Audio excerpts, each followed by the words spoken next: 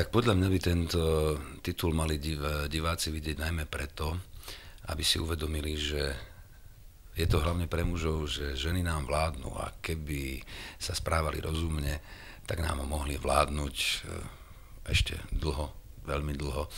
Žiaľ, trošku to kazia tým feminizmom, ale toto predstavenie učí o tom, že keby chceli, len trošku chceli, tak nás môžu ovládať kedykoľvek a akokoľvek. Ťahajú za nitky a my sme také nevinné, bezbranné stvorenia, ktoré im rady vychádzajú v ústrety a poslúchame ich ako malé deti. Takže preto je dobré vidieť to, aby sme sa poučili a aby sme sebou nechali ťahať a manipulovať, lebo je to pekné, keď nás ženy manipulujú a ťahajú niekam, trebárs do postele.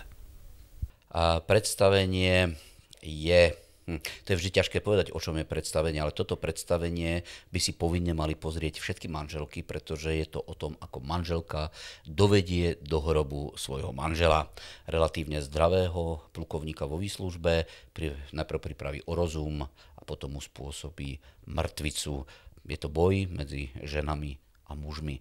A pokiaľ by sa niekto zle cítil, tak môže na to predstavenie prísť aj preto, že tam hrám veľmi autenticky doktora Östermarka, takže môžem zmerať tlak, po prípade puls.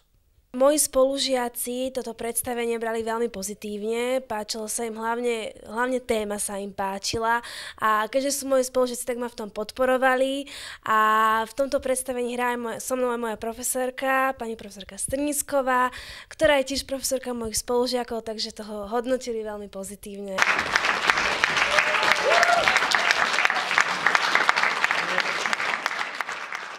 Divadlo Malá scéna, divadlo duše, tela i ducha.